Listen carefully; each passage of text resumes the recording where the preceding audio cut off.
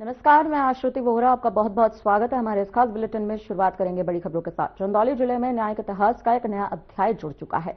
न केवल चंदौली बल्कि उत्तर प्रदेश के 6 जनपदों चंदौली, महोबा, अमेठी, शामली, हाथरस और औरैया के एकीकृत न्यायालय परिसरों का शिलान्यास भी हुआ है।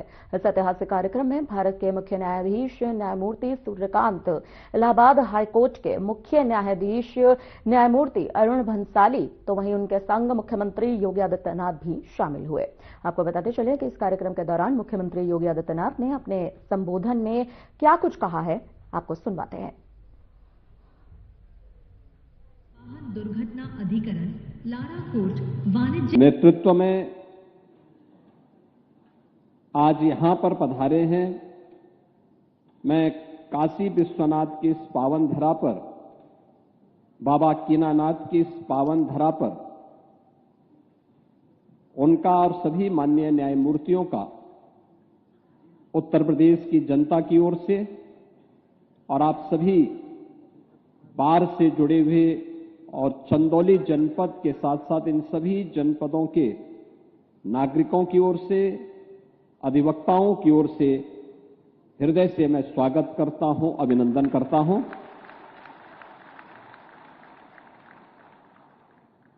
आज का दिन उत्तर प्रदेश के देश से अत्यंत महत्वपूर्ण दिन है और महत्वपूर्ण दिन इस बात को लेकर के कि यहां की न्यायपालिका के इतिहास के एक नए पृष्ठ का सृजन हो रहा है। मुझे याद है कि अपनी एक यात्रा के दौरान उच्चतम न्यायालय के हमारे आज के मुख्य न्यायाधीश माननीय श्री सूर्यकांत जी ने इस बात का उल्लेख किया था कि न्याय सहजता के साथ प्रत्येक नागरिक को उपलब्ध हो सके, इसके लिए आवश्यक है कि कुछ ऐसे मॉडल बनने चाहिए जो इंटीग्रेटेड हो, एक छत के नीचे हो। हम सब इस बात को जानते हैं कि आदरणीय प्रधानमंत्री श्री नरेंद्र मोदी जी ने 2014 में आने के बाद देशवासियों को ईज ऑफ डूइंग बिजनेस और ईज ऑफ लिविंग के लक्ष्य को प्राप्त करने के लिए तमाम प्रकार के रिफॉर्म किए। इंफ्रास्ट्रक्चर को देश के अंदर अत्याधुनिक बनाने की दिशा में कदम बढ़ाए। आदरणीय प्रधानमंत्री जी की प्रेरणा और प्रयागराज के उस कार्यक्रम में जब आज के मुख्य न्यायाधीश महोदय ने इस बात के लिए कि कोर्ट कॉम्प्लेक्स भी इंटीग्रेटेड होना चाहिए, हम लोगों ने उत्तर प्रदेश के अंदर कार्य करना प्रारंभ किया।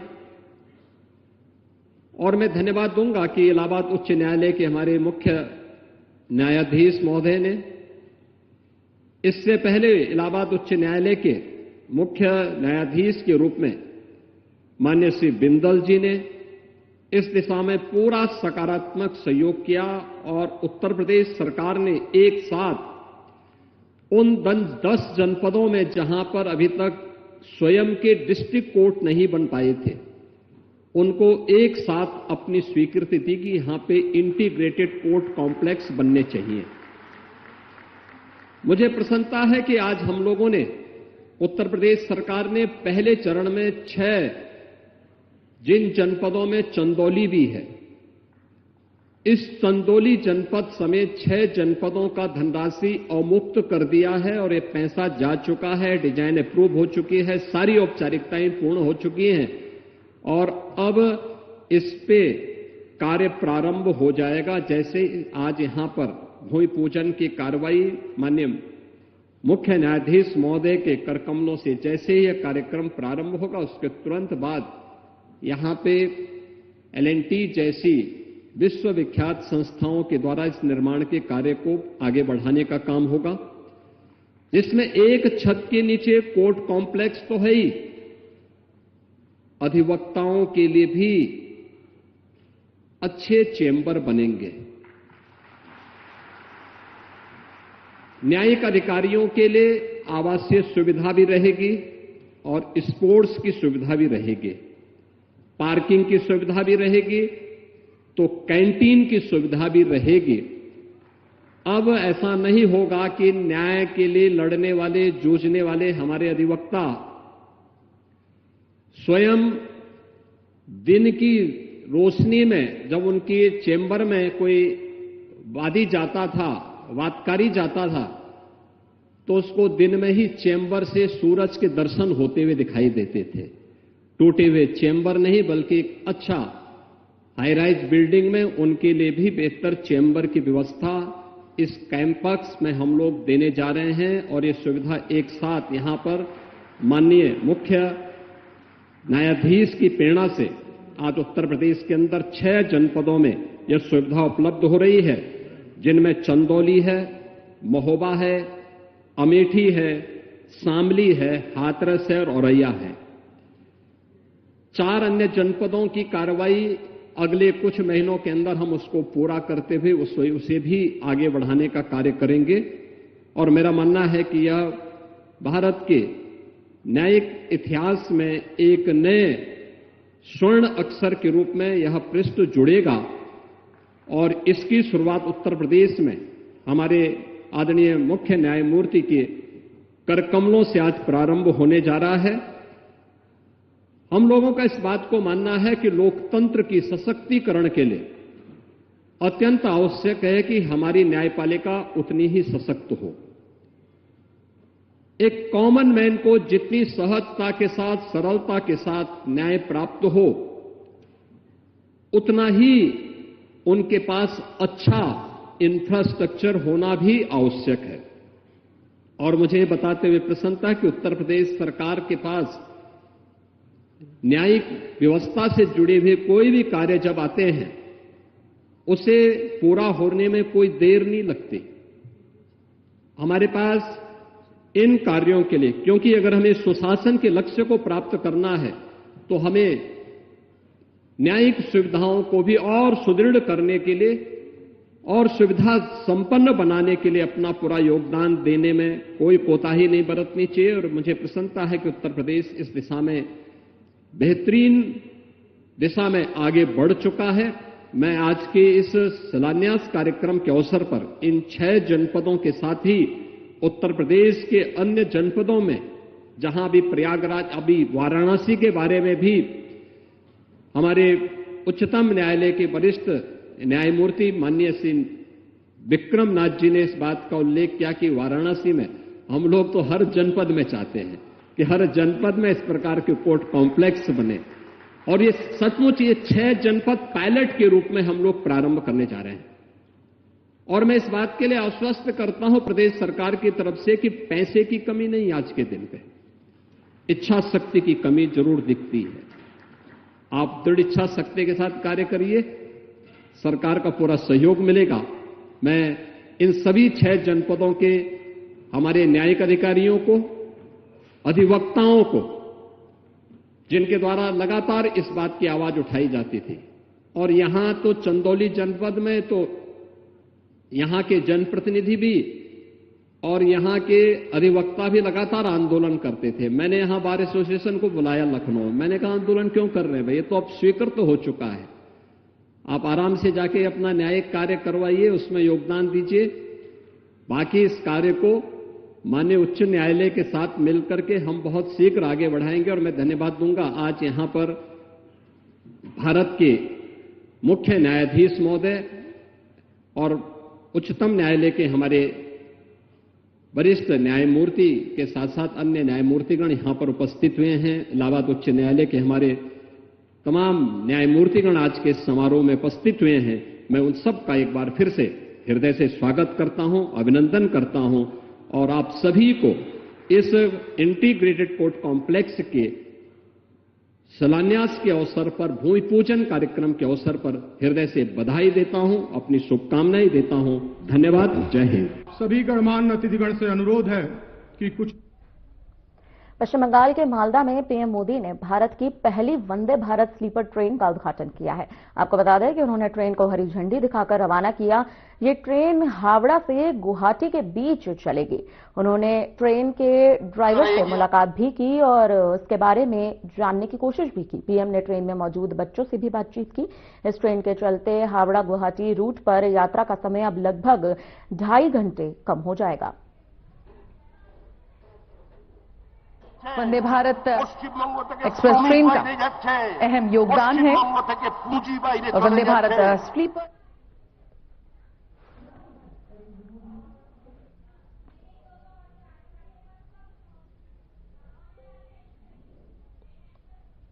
आपको बता दें कि प्रधानमंत्री मोदी ने इस ट्रेन को जो हरी झंडी दिखाई है, अब इसको लेकर लगातार चर्चाएं जो है वो शुरू हो चुकी हैं। वहीं आपको ये भी जानकारी दे दें कि प्रधानमंत्री नरेंद्र मोदी खुद है भूतपूर्व है। पश्चिम बंगाल को वंदे भारत मिलना यकीनन पूर्वी भारत के कनेक्टिविटी मैप पर में एक बड़ा बदलाव है। कोलकाता जैसे सांस्कृतिक और औद्योगिक केंद्र को तेज आधुनिक रेल सेवा से जोड़ना भी विकास और विरासत का संगम साफ तौर पर दिखाता है। साथ ही प्रधानमंत्री नरेंद्र मोदी कई परियोजनाओं का शिलान्यास और शुभारंभ भी करेंगे। आज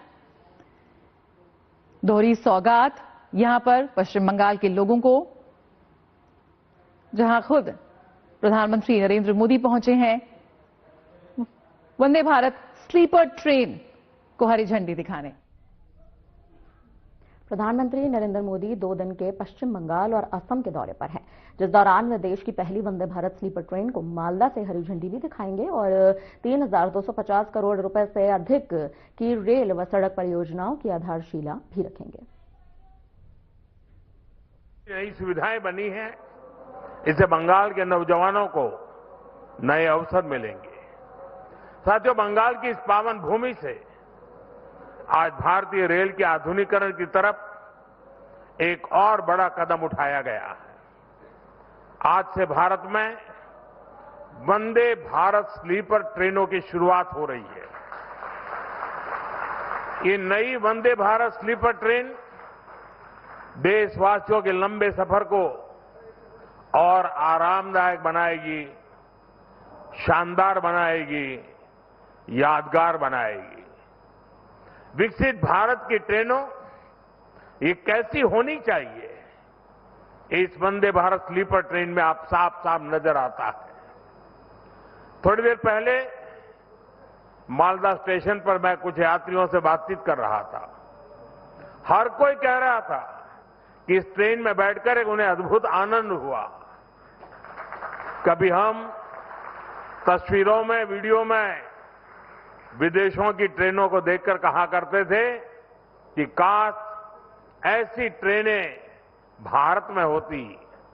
आज हम उसी सपने को हकीकत में बदलते हुए देख रहे हैं और मैं देख रहा हूं पिछले दिनों विदेशी लोग भारत की मेट्रो की, भारत की ट्रेनों के वीडियो बनाकर दुनिया को बताते हैं कि भारत में रेलवे में किस प्रकार से क्रांति आ रही है।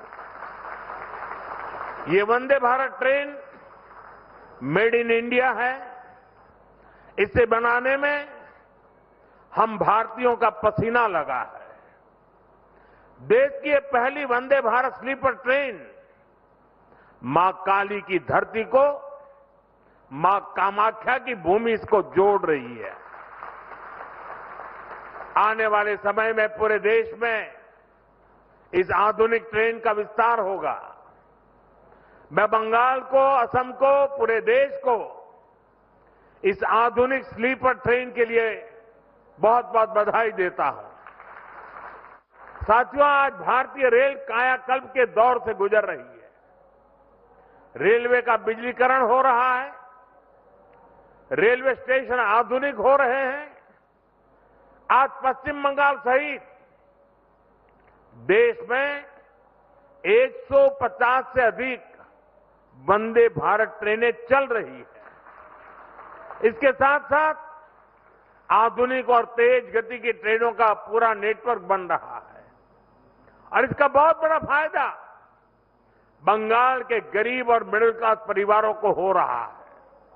साथियों, आज बंगाल को 4 और आधुनिक अमृत भारत एक्सप्रेस ट्रेनें मिली है।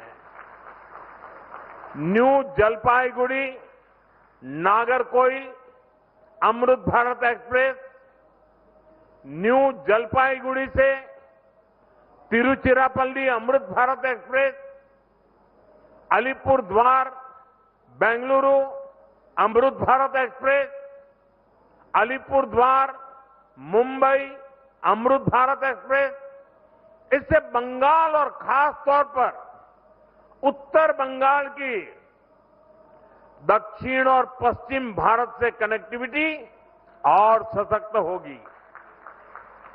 विशेष रूप से जो यात्री बंगाल और पूर्वी भारत की यात्रा के लिए देश के अलग अलग हिस्सों से आते हैं, जो गंगा सागर, दक्षिण और कालीघाट के दर्शन। तो फिलहाल अब आपको आगे लेकर चलते हैं अहम खबर के साथ। अब आपने जिस तरह से देखा कि प्रधानमंत्री नरेंद्र मोदी ने किस तरह से यहां पर ट्रेन का शिलान्यास किया। फिलहाल अब अहम खबर की ओर यहां पर रुख करेंगे। वाराणसी से खबर आ रही है, सीएम योगी आदित्यनाथ इस वक्त पत्रकारों से बातचीत कर रहे हैं। क्या कुछ अपनी बातचीत में कहते नजर आ रहे हैं, सुनिए। रोजगार, टैक्सी और अन्य सभी कार्यों के लिए भी ये समग्र विकास के वे सभी आयाम हैं। आज काशी की सभी सड़कें 4 लेन से जुड़ी हैं। काशी के अंदर अब यातायात घंटों जाम का नहीं, एक स्मूथ यातायात बना है। आज काशी के लिए ट्रेन की नई नई सुविधाएं देश के अलग अलग कोने के लिए वंदे भारत से लेकर के अमृत भारत की ट्रेनें और अन्य तमाम प्रकार की सुविधाएं बढ़ी हैं। वायु कनेक्टिविटी बढ़ी है और इनलैंड वाटरवे की सुविधा देश के अंदर पहला कोई बना है तो वाराणसी से हल्दिया के बीच में ही प्रारंभ हुआ। देश का पहले रोपवे ट्रैफिक की व्यवस्था वाराणसी के अंदर युद्ध स्तर पर उस पर कार्य भी चल रहा है। काशी में काशी विश्वनाथ धाम के साथ ही यहां आध्यात्मिक विरासत से जुड़े हुए, यहां की सांस्कृतिक विरासत से जुड़े हुए सभी स्थलों के लिए उनके आध्यात्मिक और सांस्कृतिक संरक्षण उनका करते हुए उन्हें नए कलेवर के रूप में प्रस्तुत करने का कार्य भी पिछले 11 वर्ष के अंदर काशी में हुआ। काशी की पहचान बाबा विश्वनाथ मंदिर से, यहां के पवित्र मंदिरों से और मां गंगा से है। 2014 के पहले गंगा जल काशी के अंदर आचमन तो दूर, स्नान करने लायक नहीं था। आज काशी के अंदर गंगा जल कोई भी आता अभिभूत होता है। आज आचमन भी कर सकते हैं, स्नान भी कर सकते हैं। काशी की पहचान काशी के घाट हैं और हर व्यक्ति कह सकता है इन घाटों की दुर्गति 2014 के पहले कैसी थी। आज वे घाट हर एक भारतीय को। तो फिलहाल आपने सुना कि किस तरह से योगी आदित्यनाथ जो हैं वो साफ तौर पर काशी के बारे में बताते नजर आ रहे हैं कि पिछले 11 वर्षों में किस तरह से काशी आखिर निरंतर विकास की घड़ी में आगे बढ़ रहा है। लगातार लोगों का जो आगमन है वो भी काशी में बढ़ता जा रहा है और लगातार उत्तर प्रदेश जो है, खासतौर पर काशी की बात कर ली जाए तो काशी लगातार विकास में निरंतर आगे बढ़ रहा है। तो फिलहाल बढ़ते हैं खबरों में आगे। इसी के साथ प्रधानमंत्री नरेंद्र मोदी अब 2 दिन के पश्चिम बंगाल और असम के दौरे पर हैं, जिस दौरान प्रधानमंत्री जनसभा में शामिल भी हो रहे हैं। बहुत बहुत शुभकामनाएं। भाइयों बहनों, मालदा वह जगह है जहां प्राचीन ज्ञान की गुंज है, राजनीति और संस्कृति की चेतना है। मालदा बंगाल की समृद्धि का एक बड़ा केंद्र रहा है। मैं सर्वप्रथम बंगाल के महान सपूत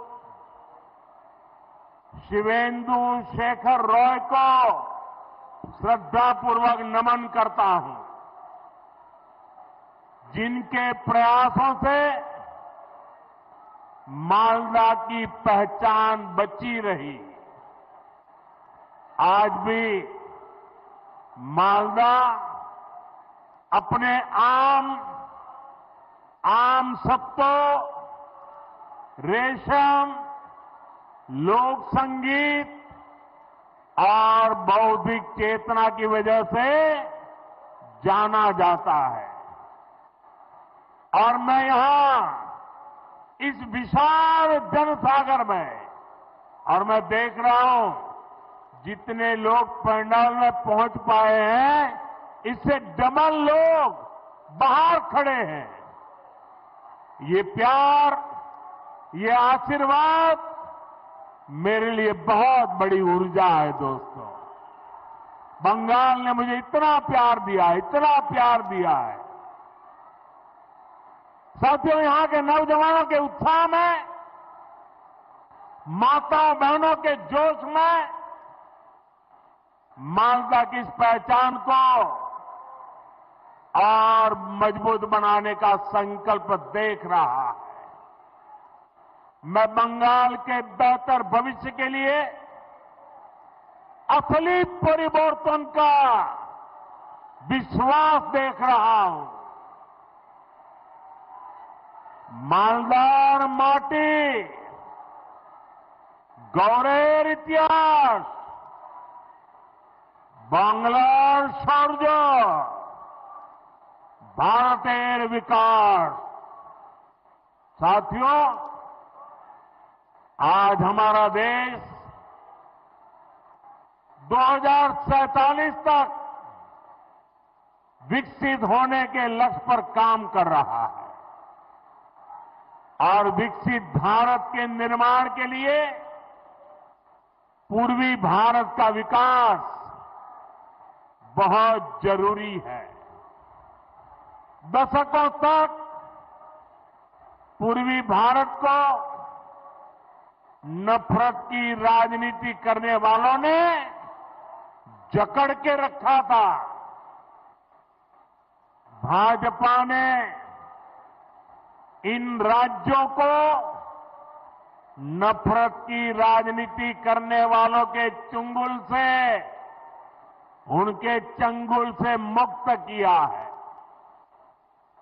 पूर्वी भारत के राज्यों का विश्वास अगर किसी के साथ है तो उस पार्टी का नाम है भाजपा। आप देखिए, ओडिशा ने पहली बार बीजेपी सरकार बनाई है, त्रिपुरा ने कई वर्षों से बीजेपी पर विश्वास किया है, असम ने भी बीते चुनावों में बीजेपी को ही अपना समर्थन दिया है। फिलहाल के लिए इस बुलेटिन में इतना ही। मुझे दीजिए इजाजत। नमस्कार।